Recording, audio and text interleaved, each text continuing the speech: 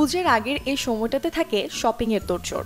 রোদের কারণে অনেকেরই হাত, পা বা শরীরের অনাবৃত অংশে পড়ে ট্যান, আর সেক্ষেত্রে নতুন পোশাক পরলেও মুখ এবং শরীরের অন্যান্য অংশের অসামঞ্জস্য থাকায় দেখতে খুব একটা ভালো দেখায় না। তাই চাইলে বাসায় ম্যানিকিউর পেডিকিউর করে নেওয়া যায়। হাতের যত্নে গরম পানিতে শ্যাম্পু, অলিভ অয়েল মিশিয়ে নিন। তারপর হাত ডুবিয়ে রাখুন বেশ কিছুক্ষণ। পানি কিছুটা ঠান্ডা হয়ে এলে মুলতানি মাটি, গোলাপ জল এবং কফি দিয়ে প্যাক বানিয়ে নিন। ব্রাশ বা হাত দিয়ে লাগিয়ে নিন গোটা হাতে। আধা শুকনো হয়ে এলে ধুয়ে ফেলুন। নখ পরিষ্কার করে নিন লেবু দিয়ে ঘষে। সবশেষে লাগিয়ে নিন ময়েশ্চারাইজার। হাত থাকবে নরম এবং কোমল। আবার পেডিকিউর করার ক্ষেত্রেও নখে নেল পলিশ লাগানো থাকলে তা তুলে নিন।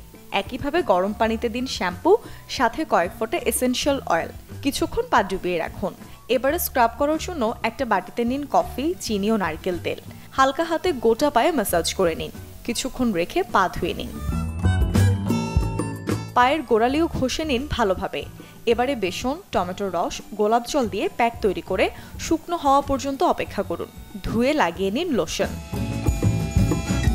আর ঘাড় সহ পিঠের যত্নে একটা মোটা তোয়ালে গরম পানিতে ভিজিয়ে ঘষে নিন পুরো পিঠে। মৃত কোষ উঠে ত্বক দেখাবে স্বাস্থ্যোজ্জ্বল। হুছনৈশী, চ্যানেল 24।